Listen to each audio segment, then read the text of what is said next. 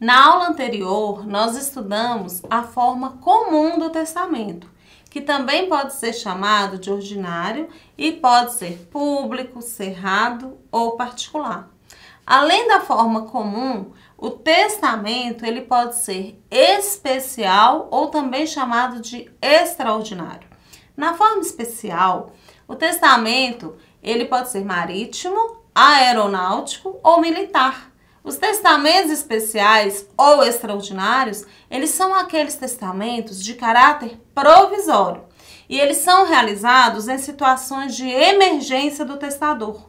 O testamento marítimo, ele será celebrado a bordo de um navio nacional, pode ser um navio de guerra ou mercante que estiver em alto mar. Nesse caso, o testador ele irá testar perante o comandante na presença de duas testemunhas e será feito, lavrado no diário de bordo, correspondendo ao testamento público ou também ao testamento cerrado. Agora, quem estiver em viagem a bordo de aeronave, militar ou comercial e que esteja no espaço aéreo, pode testar perante a pessoa que for designada pelo comandante, nos mesmos termos que o testamento marítimo, ou seja, mediante a presença de duas testemunhas e também será registrado no diário de bordo, no caso aí da aeronave. Em ambos os testamentos, marítimo e aeronáutico, o testamento ficará sob a guarda do comandante, que o entregará às autoridades administrativas do primeiro porto, no caso do marítimo, ou no primeiro aeroporto nacional, ok? Caso o testador não morra na viagem, nem mesmo nos 90 dias subsequentes ao seu desembarque em terra, o testamento ele irá caducar, ou seja, ele irá perder a validade, ok? Por ser provisório. Uma observação lá do artigo 1892 do Código Civil, em relação ao testamento marítimo, diz que ele não valerá, ainda que feito no curso de uma viagem, se no momento em que se fez o testamento, o navio estava em porto, onde o testador pudesse desembarcar e testar na forma ordinária naquele local. O testamento militar, no caso, é a declaração de última vontade feita por militares e demais pessoas, a serviço das Forças Armadas em campanha. Pode ser dentro ou fora do nosso país. Não havendo tabelião ou seu substituto legal, o testamento militar ele deverá ser feito na presença de 2 ou 3 testemunhas. E se o testador ele pertencer a um corpo destacado, o testamento ele será escrito pelo comandante, mesmo que de graduação ou posto inferior à do seu. Caso o testador ele esteja internado no hospital, no caso, o testamento ele será escrito pelo oficial de saúde ou pelo diretor do hospital. Pode acontecer do militar, ele está em combate, Ele pode estar ferido. Nesse caso, ele pode testar oralmente, confiando a sua última vontade a 2 testemunhas. O testamento militar, ele também vai caducar, ele também irá perder a sua validade depois, de feito, caso o testador ele esteja 90 dias seguidos num lugar e ele não fizer o testamento na forma ordinária. E não terá efeito se o testador também não falecer na guerra ou morrer daquele ferimento. Os testamentos especiais, eles necessitam também de confirmação judicial. Após a morte do testador, o testamento ele será apresentado ao juiz, que o mandará registrar, arquivar e cumprir.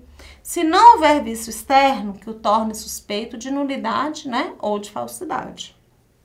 Todos os testamentos, no geral, eles podem ser revogados total ou parcialmente, independentemente da forma em que foram celebrados, sendo nula aquela cláusula que imponha que o testamento é irrevogável. Isso não existe. O testamento é revogável, mas há uma exceção. O reconhecimento de filhos no testamento, isso sim é irrevogável. Além das formas comum e especial de testamento, o artigo 1976 trata da figura do testamenteiro, que é a pessoa nomeada pelo testador e que será encarregada de executar o testamento, de dar cumprimento às disposições de última vontade do testador.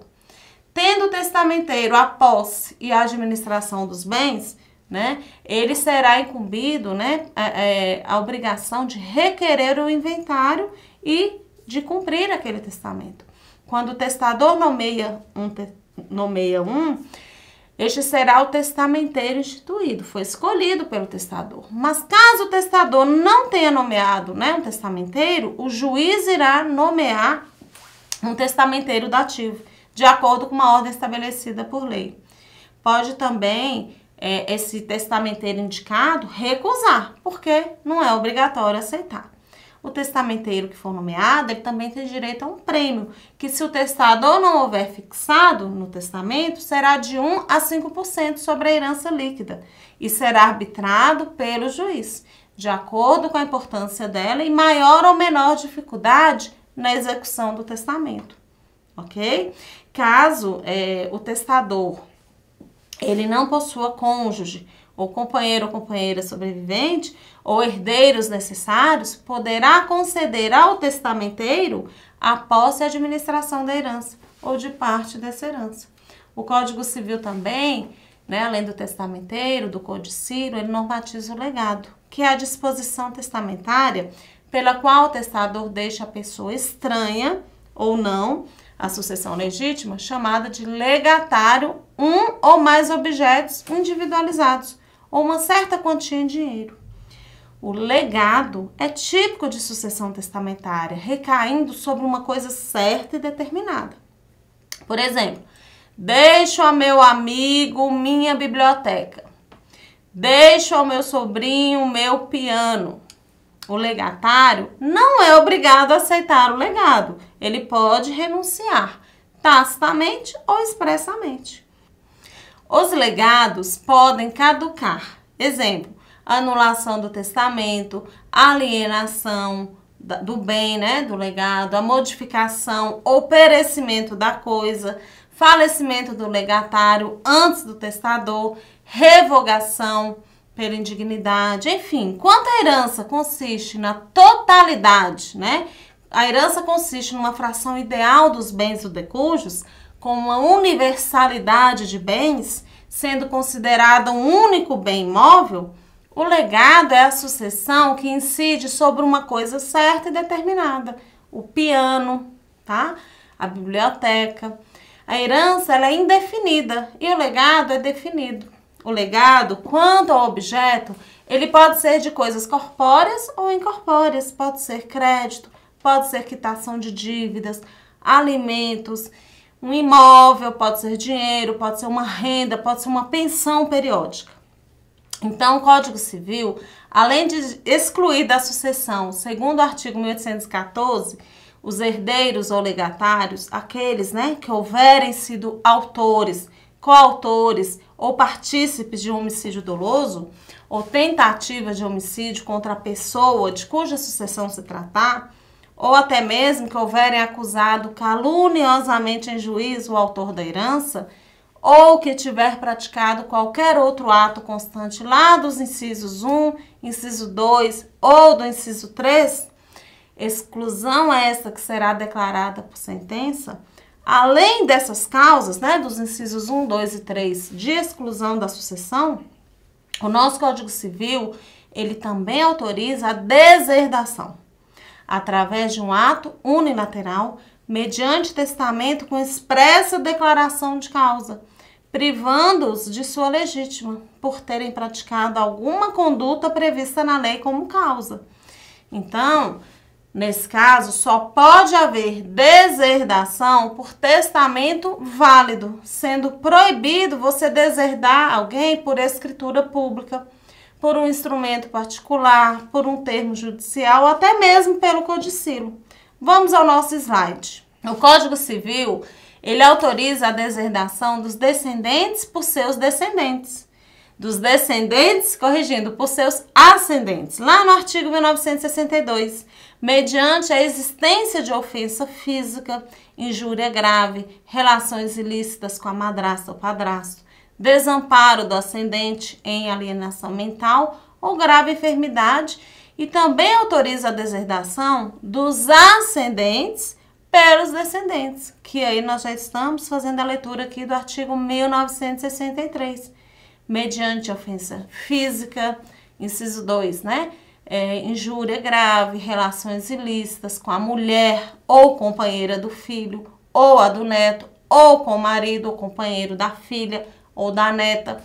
E também o inciso 4, mediante o desamparo do filho ou o desamparo do neto com deficiência mental ou grave enfermidade. Os efeitos da deserdação são pessoais, né? Eles atingem apenas, pessoal, o herdeiro excluído, como se morto fosse esse herdeiro. E nesse caso, os descendentes desse herdeiro excluído, eles herdam por representação, devido ao caráter personalíssimo da pena civil.